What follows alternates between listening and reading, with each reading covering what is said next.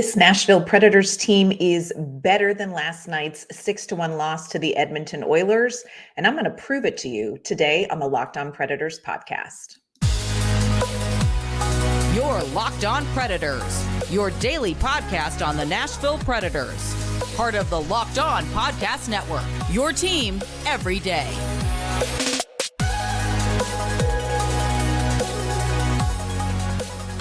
Welcome to the Locked On Predators podcast, and thank you for making us your first listen of the day. We are a part of the Locked On Podcast Network, your team every day.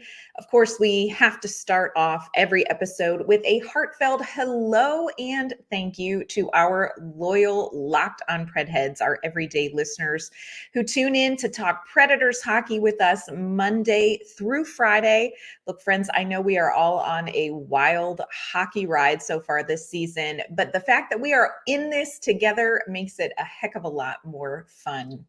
I am Ann Kimmel. I am a writer at The Hockey News, and I'm usually joined by my partner in crime, Nick Morgan, but Nick is off right now. I assure you, we have not broken up over his horrible Yakov Trenin take from last week. He will be back.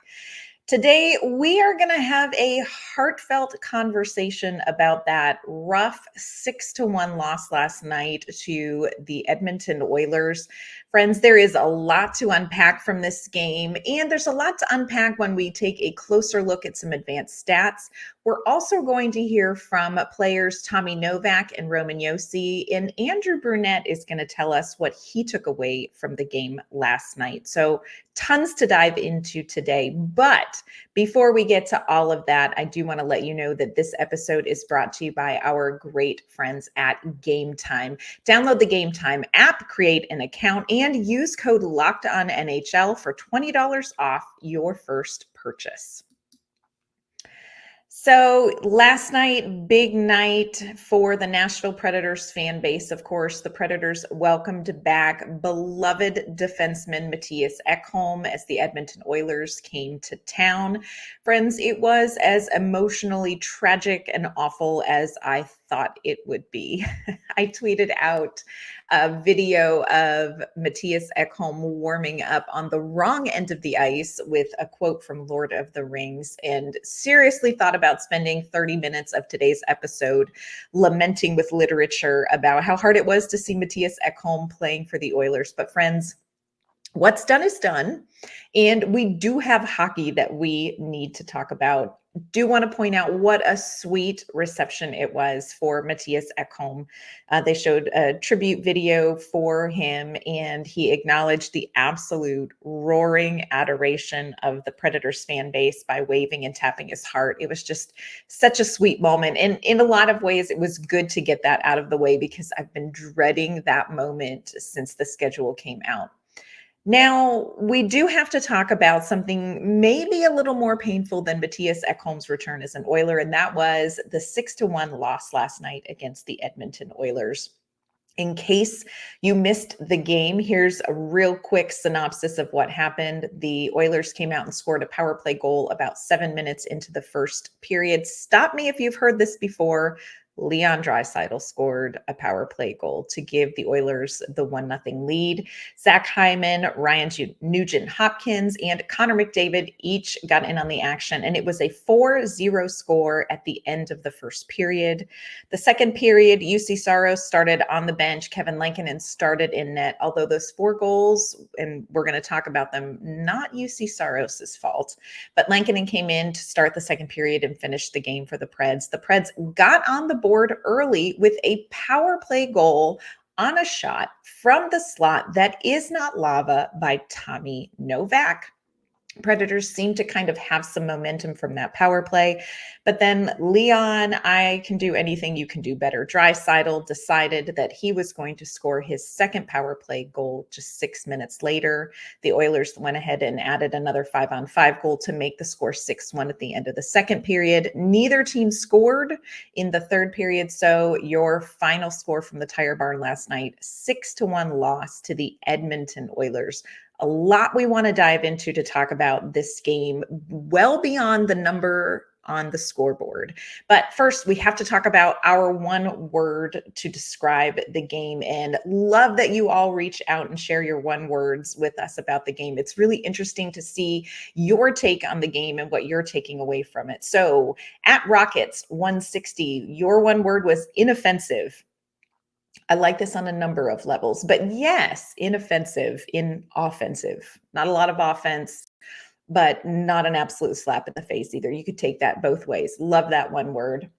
At King Kairos 2, fun but unlucky. Yes, amen. Love that, because despite the score, and it was really frustrating to see the Predators go down 4-0 after 20 minutes, there was a lot about this game and a lot about watching the Nashville Predators that was a little bit fun. And they did, they were victims to some unlucky moments in the game. So don't disagree with that.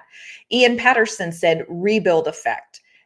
Absolutely think we have to check ourselves before we wreck ourselves over these first 4 games when it comes to how they feel. This is a team in kind of a reset, not a rebuild, Ian. You might have spoken out of turn, or maybe you're wishing you want them to tear it all down and do a rebuild. I don't know.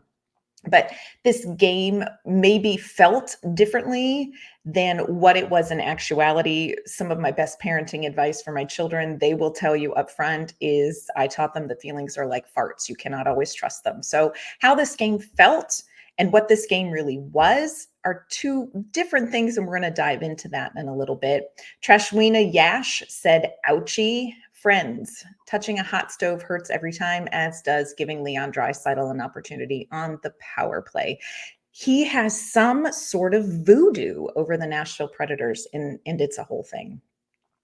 Now, if you were impressed by my literary knowledge on Twitter last night, quoting Lord of the Rings, I am about ready to knock your socks off with my classy one word. My one word to describe the 6-1 loss to the Edmonton Oilers is Georges Seurat. That's right. Georges Seurat was a French post-impressionist artist who devised several artistic techniques, created them. One of them is pointillism. He was an absolute revolutionary in the art world. He rocked the art world with his painting called A Sunday Afternoon. And A Sunday Afternoon, if you haven't seen it before, it is a huge painting, and it's of a bunch of folks hanging out by a riverbed, I'm assuming on a Sunday afternoon. I had seen A Sunday Afternoon in books. I had seen a picture of it in this really fun old game called Masterpiece. And I'm curious if any of you have ever played Masterpiece. I played it all the time with my cousin Kate growing up, and A Sunday Afternoon was one of the paintings in this game. But I got to see the painting in person in an art museum in Chicago. And friends, it is huge, and it is absolutely incredible. The picture, A Sunday Afternoon, is actually made up entirely of tiny dots of color. When you stand back, you see a painting. When you get closer to it, you see that there are absolutely no brush strokes, no sweeping brush strokes. Literally, Seurat painted this painting by using dots of color and created this scene. And you really get an appreciation for the skill and the vision that went into creating a picture that on the surface looks just like any other painting. But really, when you get closer, you see how specific and intricate and detailed and unique and special this painting is. Well, that's how I feel about the Nashville Predators' performance last night. Friends, stand back and look at it. That is a 5-goal loss to the Edmonton Oilers, and that is woof, which was also somebody's one word. It's a painful 5-goal loss, and on the surface, that is very unimpressive. But we're going to zoom in, and we're going to take a look at some advanced statistics. And I'm going to show you some amazing things about this 1-3 Nashville Predators team who are playing top teams in the league. We're going to dive into that and get our closer look coming up here in just a moment. This episode is brought to you by eBay Motors. Passion, drive, and patience. That's what brings home the winning trophy. And it's also what keeps your ride or die alive.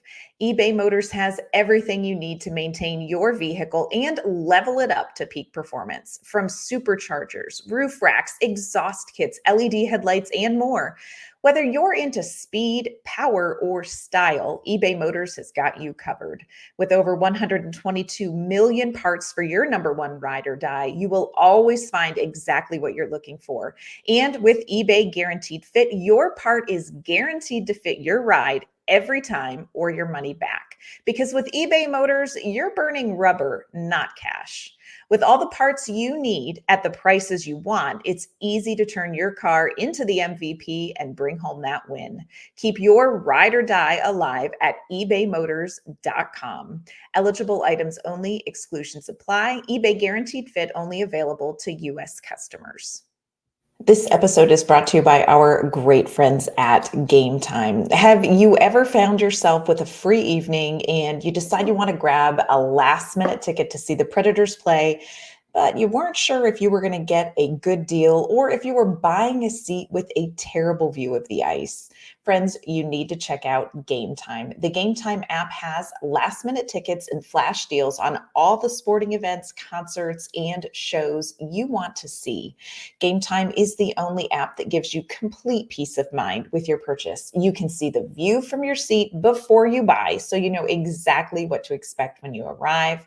Game Time's all-in prices show you your total upfront, so you know you're getting a great deal with no surprise hidden fees. Plus, you can buy your tickets in 2 clicks. Take the guesswork out of buying tickets with Game Time. Download the Game Time app, create an account, and use our code LOCKEDONNHL for $20 off your first purchase. Terms apply. Again, create an account and redeem code LOCKEDONNHL for $20 off. Download Game Time today. Last minute tickets, lowest prices guaranteed. Mark Twain once said, get your facts first, then you can distort them as you please. Friends, we are going to look at some facts today. Facts about the Nashville Predators' performance last night. Again, 6-1 loss to the Edmonton Oilers. Hard to know what to take away from this, but let's do a little Georges Seurat and get a closer look at some of the dots of information, advanced statistics about the performance by the Nashville Predators. Fact number one about the Predators' offensive production last night. The Predators outshot one of the most high-powered offenses in the league. Shots on goal at the end of the game, 43-30. The Nashville Predators recorded 43 shots on goal. Last season in the Predators' 2 games against Edmonton, they were outshot 74-55. Something that I think is interesting that tells you a little bit about the character that is growing in this Nashville locker room. Some of Nashville's best shot chances came later in the game when this team was already down by a chunk. They continued to generate offensive chances, quality offensive chances. There's not quit in this Nashville Predators team, and that's something that Andrew Brunette is going to talk about coming up later in this episode. The Nashville Predators had more expected goals for than the Edmonton Oilers. 2.43 expected goals for Nashville compared to 1.8 expected goals for the Oilers. Now, look, I am not particularly interested in being extraordinarily fluent in advanced statistics, but just so you understand expected goals for, clearly that is not goals that are scored. Otherwise, this would be a very different game than 6-1. But expected goals for talks about the probability of goals based on a number of different factors involving a collection of data. So it takes into account things like, high danger shots, who the shooter is, the type of shot, how the team is driving play, chance creation, location on the ice. The Nashville Predators generated more quality chances. They were expected to score more goals in last night's game based on their performance than the Edmonton Oilers. Clearly, expected goals for doesn't tell you final score, and that's true a number of times in hockey games. But what it does tell you is how a team is doing creating opportunities, creating chances. And the Nashville Predators are creating a lot of quality offensive chances. Here's a fact about the Nashville Predators' top line performance versus Edmonton's top line performances. The Predators' top line of Philip Forsberg, Ryan O'Reilly, and Juuso Parssinen spent about 10 minutes together of ice time. Of course, the Predators game was broken up by some power play chances, some time on the penalty kill as well. But when those three were on the ice together, they possessed the puck 67% of the time versus the Oilers. They were controlling puck possession, and they had a 0.69 expected goals for. That means that is how their chance creation, what it could have resulted in. Again, 0.69. Compare that to the top line of the Edmonton Oilers, which they've kind of tinkered with. They've put together Connor McDavid, Leon Drasaitl, and Evander Kane, two of the top players in the entire league on the same line with Evander Kane. They played 12 minutes together. They had puck possession only about 30% of the time when they were on the ice together, and their expected goals for was just 0.38. So in a lot of ways, the Nashville Predators top line created quality chances. They created opportunities at a better rate than McDavid, Draisaitl, and Kane. Nashville's top line is creating quality offensive chances. Now, I know what you may be thinking. Philip Forsberg only has 3 assists so far. Where are the goals? My friends, do not fret about Philip Forsberg. Alex Daughtry, who works at Penalty Box Radio, which if you are not following Alex and Penalty Box Radio, as soon as this episode's done, you need to go follow them because they are fantastic. They also have killer prospects coverage as well. But Alex posted that according to Natural Stat Trick, Forsberg is second in the entire NHL right now, so far this season, in individual expected goals generated. So he is creating so many great chances as an individual player, second in the league behind a guy named Connor Bedard. I know you thought I was going to say McDavid, but behind Connor Bedard, which a lot of interesting things to unpack in that little stat. But Philip Forsberg is just not finishing yet. It's going to happen. Everybody breathe. So the Nashville's top line, they're generating some really good chances. Another fact about the Nashville Predators so far, 4 games into the season, they are third in the league in shots for. They are only behind Vegas and Seattle in shots for. They are first in the league in expected goals for. They are generating quality chances. They are ahead of Stanley Cup current champions, the Vegas Golden Knights. They're ahead of the New York Rangers, who we're going to see tomorrow night. They are second in the league for creating high danger chances. So what do all of these little dots tell us when we step back and we look at the bigger picture? What do we learn? Here's what I see on a Sunday afternoon of the Nashville Predators. This Predators team is not a bad team. Now, I hear you. For our less optimistic, analytical folks, I know what you're thinking. And look, you're not wrong. This team is 1-3. You've got to finish expected goals and you've got to finish quality chances if you want to win games. And friends, you have got to win games in this league. And you are not wrong. That is absolutely true. The Predators have to finish games, and it's been tough to see them play close games, to play quality hockey and not get the reward. There are a couple things that the Nashville Predators can do to finish on those chances and to come out on the other side of these games with wins. We're going to talk about specifically what the Predators need to do to turn these stats into points. And we're going to hear from the players and from Andrew Brunette coming up here in just one moment. This episode is brought to you by our great friends at Sleeper. Tommy Novak scores a hat trick. The Predators win the Stanley Cup. You win 100 times your money playing daily fantasy hockey on the Sleeper app. Look, these are all possible scenarios for this season, but to have a chance at winning big, you need to play daily fantasy hockey on Sleeper.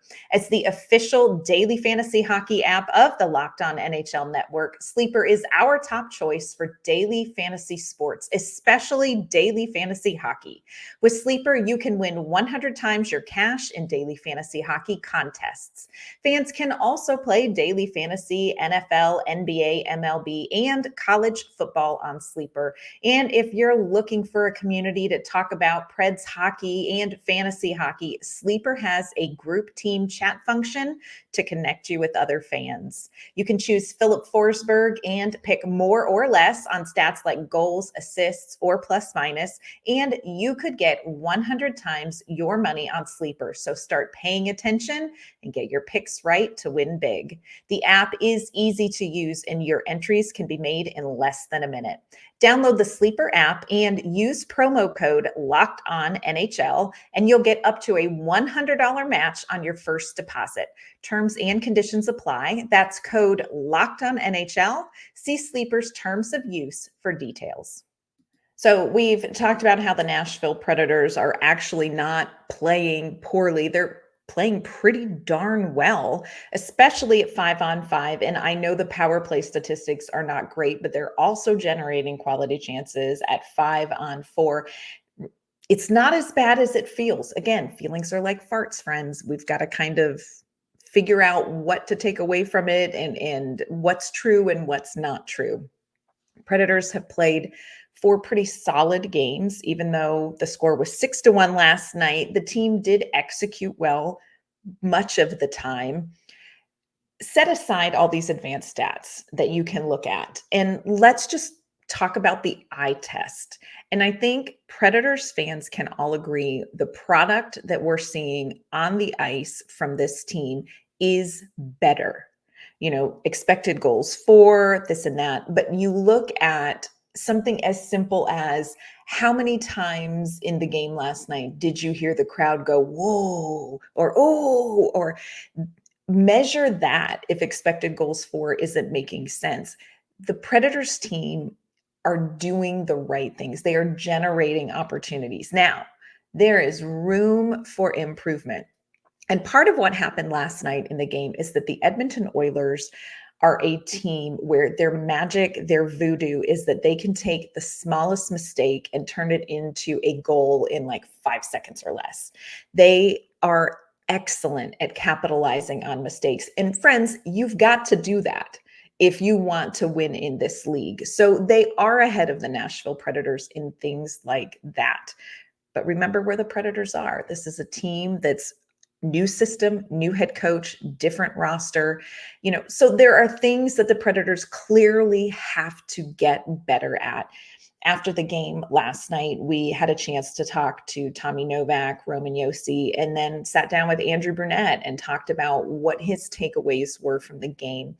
And here were the areas of improvement that kind of bubbled to the surface in these conversations.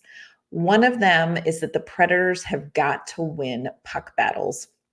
There's the saying that possession is 9/10 of the law. And here's the thing, that's true in hockey as well.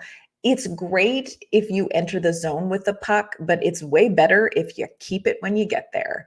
And Nashville has to do a better job of keeping that. I would say overall this season, much better puck possession than last season, but you've got to keep the puck to create sustained offensive pressure. And that's something that the Predators feel like maybe they can do a little bit better. This is what Roman Josi had to say about winning the puck battles. Yeah, I think winning battles is a big thing. It felt like, especially in those little areas right around the boards and in our D zone, in their O zone, like keeping possession, winning battles in our D zone, they're huge. I mean, you don't necessarily notice them as much, but when you don't win them, you're spending more time in D zone. So I think that's one thing we can definitely correct. I love how Roman Josi says you don't necessarily notice them. Winning puck battles against the board. Look, friends, that is the unglamorous part of hockey. Everybody loves to watch, the one-timer from the circle. But things that win hockey games are winning puck battles against the board. It's not glamorous, but it's what teams have to do if they want to win games. And that's something that the Predators didn't do as well last night and something that they've got to improve on. Not glamorous, so important. We also talked to Tommy Novak, and he said something that I think is so true. We're watching this Nashville Predators team play a new system and a new offense, and they're generating a lot of offensive chances from transition and off the rush. They're trying to create odd man rushes, things like that. But one of the things that we need to see more of from the Nashville Predators is scoring those greasier, dirty, take out the trash goals.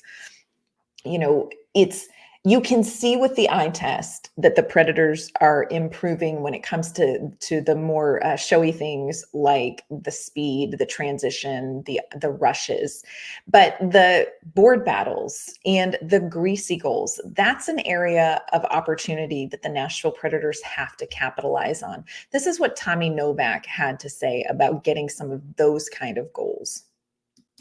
I guess right now it's just getting bodies to the net, maybe getting some greasier goals, and converting on a lot of these little plays that we're having. So I would just say bearing down, being harder in front of the net, cleaning up little breakdowns 5-on-5. They scored a couple ones, so there's a lot of little things we can work on for sure. Yeah, greasy goals don't make highlight reels, but they do win games. And I think that Tommy Novak is right. The Predators keeping possession, winning the puck battles gives them opportunities on second and third chances in front of the net. And last night in the game, there were several times where there was a loose puck in front of Campbell. There were opportunities right there. And so the Predators have to find a way to score on second, third chances, on rebound chances. Not going to make the highlight reel like Connor McDavid's breakaway goal, which we all have had to see over and over again. But, pretty goals are still just worth 1 point. So if the Predators can get some greasier goals, I think that's going to help them. It's going to build confidence, it's going to build momentum, and that's going to translate to some of those prettier goals as well. Andrew Brunette talked about that too. And one of the things that he really wants to see from this team is getting bodies in front of the net. Where are they on the ice, and who's willing to go in there and battle for those kind of goals. So Andrew Brunette talked about getting bodies in front of the net, but he also talked about just overall what he is seeing from this Predators team last night. This is what Brunette had to say after the game. Yeah, 100%. We haven't gotten to, and we talk about it, and we'll have to continue to work on it. We're a little reluctant to get to certain areas, and I liked our offensive game, but at the end of the day, the puck always has to get to a certain area, and bodies have to get there. It's been as long as we played hockey. The puck always gets to a certain area to score, and we're just not probably around it enough for the second and third opportunities, but it's something we'll continue to work on. I think at times we've been squeezing our stick. We want it so bad, and again, that's as a coach and the staff that you appreciate the will and the want. I just think a little bit of composure and poise at different situations, we could probably just, things will come. If we keep getting opportunities, they're going to go in, and we've had enough that we should have more than a few tonight. I love what Andrew Brunette says about, this team wants it so bad. And you can see it when you watch them play. You see them working so hard. They were down 4 goals and they came out, and some of the best chances Nashville generated, some of the best high danger chances they generated was in the second and third period when this game probably felt out of reach, but they're still battling. There is a ton of fight in this team. They want these wins. They are so close, they can taste it. So what is good about the Predators right now? This is a willing team. This is a team with a really great work ethic. This is a team, in the locker room, they are talking about the fact that this whole team is pulling in the same direction. Everybody is wanting this. Andrew Brunette and the coaching staff, they see how hard this team is working. They see the effort that they are putting in. And what's probably most important is that I think this team is very cognizant of areas to improve. It's not like that they're like, we just want to win so bad. I think they are very cognizant of, here are the things we have to do to close out some of these games that we could have won. Yes, 1-3, friends, that is a tough start. Yes, this October schedule is giving the Predators games where there is so small a margin for error, so small a margin for mistakes. They may be able to learn some lessons early from these games that hopefully will help them further on down the road in this season. But no, it is not time to panic yet. Now, I don't think we need to readjust expectations. Everybody, remember who this team is and where they are. This is a team that is not predicted to make the playoffs. But friends, if they can clean up a couple of things, if they can finish on some of these great chances, who knows what will happen? And what we do know is that the eye test tells us this is a little bit better hockey, and this is a heck of a lot of fun to watch. Now, Predators have another tough challenge in front of them tomorrow night, and they're going up against yet another X. Peter Laviolette and the New York Rangers. The Predators are headed to New York today. They're going to face off at Madison Square Garden against the Rangers tomorrow night. That puck drop is at 6 p.m. Tomorrow on Locked On Preds, we're going to take a Sherlock Holmes type look at that matchup. We're going to talk about the who, the where, the when, the why, the how that could turn that game into a win for the Nashville Predators. It is not going to be easy, friends, but the Preds are on the right track. Again, might not feel like it, but the Preds are on the right track. So that is going to do it for today's recap of that Edmonton Oilers loss. We are going to kind of wipe our hands, let it go, move on. That is the blessing of an 82-game season, friend. You cannot chew on a loss for too long before you have to turn the page and move on. We're going to hope the Predators can do that tomorrow. Hey, thank you for submitting your one words for the game recaps. Absolutely love hearing your thoughts after you watch these games. You can always submit your one word to Locked On Predators on Twitter. We're at LO_Predators there. We are also on Facebook and Instagram, so feel free to check us out there too. It's going to do it for today's episode. Hey, thank you again for making us your first listen of the day and for spending a little bit of your day with us. We're going to be back tomorrow, and we are going to preview that Rangers-Predators matchup. We will see you then.